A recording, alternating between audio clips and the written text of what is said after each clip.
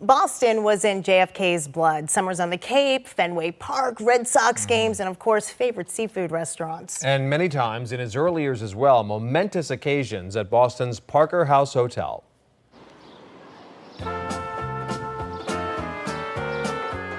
Opened in 1855, the Parker House is the oldest continuously operated hotel in the U.S.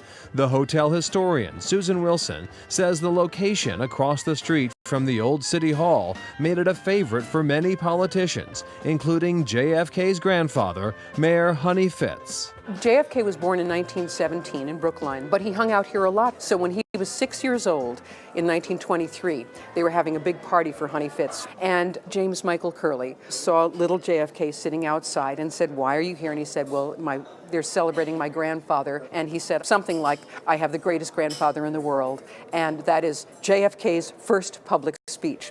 After serving in World War II, JFK returned to Boston and lived a few blocks away from the hotel on Bowdoin Street. This was the epicenter, and it was great food, great ambiance.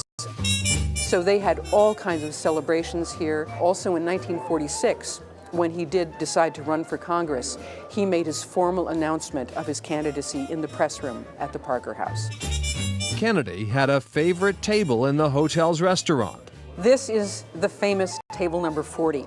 In the corner of Parker's restaurant in 1953, this is where John F. Kennedy formally proposed to Jacqueline Bouvier.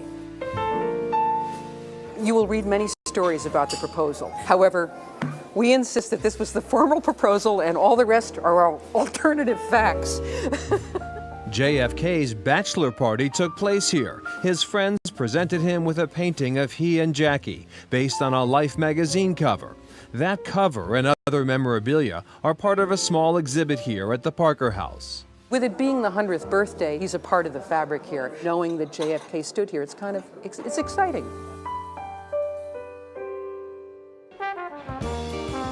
There's more Kennedy excitement over by Faneuil Hall at the Union Oyster House. We are the oldest restaurant of continuous service in the United States, and we are actually the only restaurant that is a National Historic Landmark. Opened in 1826, the Union Oyster House is known for once being home to King Louis Philippe of France and for John F. Kennedy's favorite spot, Booth 18. It was in the years of the late 50s before he ran for president, and this is the haunt that John would come to, and he would enjoy Sundays, would bring in newspapers, he would read them, and he would have a lobster stew. Owner Joe Milano memorialized the booth in 1977 with a formal dedication. Many diners request seating here, but then have to endure an occasional intrusion from other inquisitive guests. It's in demand, in particular this year. There is only one day you can't use the booth. That is on November 22nd. So it's left completely quiet, and there'll be a white rose that drapes the table.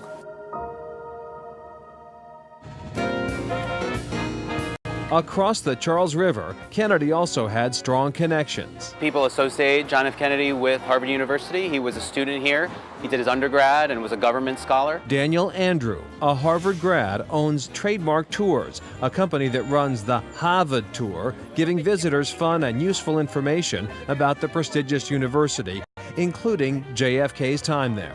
When he was a freshman, he lived in Weld Hall. Harvard houses all of their freshmen in Harvard Yard. When I was a student, I lived across from Weld Hall in Matthews, and we had a little joke, where did JFK live? Well, it turns out that his dorm was renovated, and they put an elevator shaft straight through his dorm room, so it no longer exists. His room at Winthrop House, sophomore through junior years, is preserved by Harvard for use by visiting dignitaries and celebrities. JFK was an athlete, a football player, and member of the Harvard swim team. He was also a member of the Speed Club, an exclusive final club on campus. There was a little controversy when JFK joined the Speed. Legend has it that he was the first Catholic that was initiated into the Speed Club. And this is a little foreshadowing for the presidential election when his Catholicism became an issue. John F. Kennedy graduated Harvard with honors. His senior thesis about European appeasement of Germany became the best-selling book, Why England Slept. This book really launched Kennedy onto the national scene, and helped lay the ground for his political career.